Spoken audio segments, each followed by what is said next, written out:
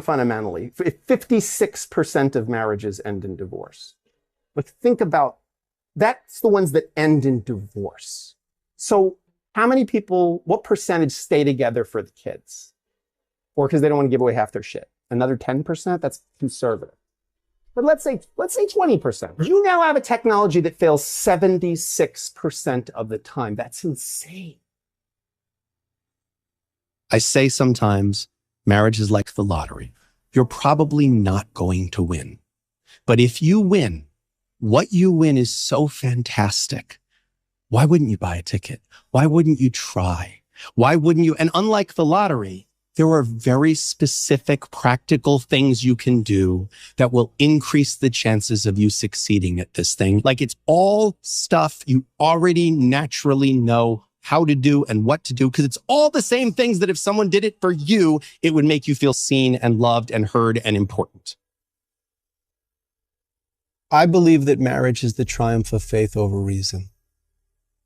I think it really is a faith. It's an act of faith. It's an act of saying, I believe in the possibility over reason, over logic, over statistics, that the connection that I feel for this person, that my life will have value or deeper value because of this. Mm-hmm. Like, the successful relationships I've seen are where people are just cheering for their partner, where they are thick as thieves, where there is just this feeling of like, man, they like each other. Like, they got each other's back like you wouldn't believe. Like, man, you could take sides against anybody, but take sides against their partner, you're going down. Like, and that when you see a couple that has that, you just, you know, that's so hard to break. What is marriage? Marriage is 4 words. Like, it's 4 words that I think is possibly the most beautiful thing you could say to another person. And that is, you're my favorite person. You're my favorite person. If you took off the ring, if you took away the government's involvement, they would still be 2 people who were each other's favorite person and loved each other more than anything and wanted to stay together forever, not because they were afraid of giving away half their things but because their life is better because this person is next to them. And to me, that's worth fighting for. That's worth building. That's the thing worth protecting if you're lucky enough to have found it. What does it cost to just in the morning when you leave, like, hey, I married the prettiest girl in the world. Can't wait to see you tonight on the couch when I get home. Who wouldn't get that and go, I want to meet that with the same kind of energy? And by the way, if you do that consistent and your partner still doesn't show up for you, now we might need to have a conversation that, okay, this thing might be irreparably broken. The hard thing to do and the right thing to do are almost always the same thing. It's easier to sleep in than to exercise, but it might be the right thing to exercise. It's easier to just hold your tongue and not share with your partner something that needs to be shared, but the right thing to do is to do the hard thing. So the hard thing to do and the right thing to do are almost always the same thing. If you can be authentically yourself with another person, then you're going to feel their love. If I just show my partner the best parts of myself and I don't admit to them or let's share with them the things I'm afraid of, the shit I need to work on, all that kind of stuff, then I'm never going to feel their love because they don't love me.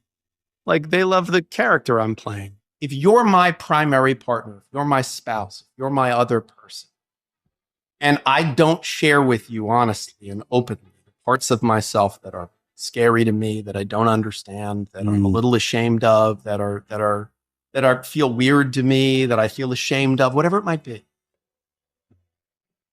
Can I ever really feel your love? Because you don't love me, you love the character I'm playing. Everything you love, you're going to lose someday. Right. So to love something Yeah. is to accept the inevitability Yeah. that it's going to break your fucking heart someday. And yet we do it anyway because it's the best thing. His life is better with him. Right. So to me, but that makes it more beautiful to say, you know what? If you break my fucking heart, Yeah. it will have been worth it. Yeah. It will have been worth it because we got to do this. Found my person. There's 8 billion people in the world. I found my person. Like, I found the person that in this terrifying, dangerous world where we have very little control over a lot of things, I'm going to hold their hand and they're going to hold mine, and we'll never be alone. We're just going to look out for each other. And you know what? Pain is coming. Suffering is coming. But we'll hold each other's hand and we'll figure it out. It's so brave to love. And it's only brave because it's scary. Like, if you're not scared, it's not brave. It's only brave because it's terrifying. It's terrifying to know, like, this thing's going to break my heart. And I'm going to let it. I'm going to let it break my heart because the joy that it's going to give me in the interim, like, I wouldn't trade that for anything in the world. When you hug someone, think about the fact that they're there and you're hugging. Then close your eyes and they think about that they've died. And this is the last time you're hugging them before you let go of their body and it's taken away. And then remember that they're alive and you're hugging them. Your marriage will end. I mean, I've said it to you before in one of our first conversations, every marriage ends. It ends in death or divorce. I hope yours ends in death.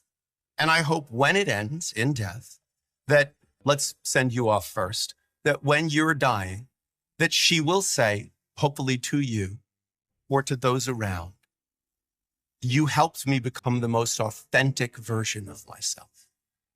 And you're still my favorite person. Because I can't think of a greater blessing than that. Like, for two people at the end of their life, at the end of their relationship, to say, this person helped me become the most authentic version of myself, and they're still my favorite person. That's the greatest gift you could give to another human being.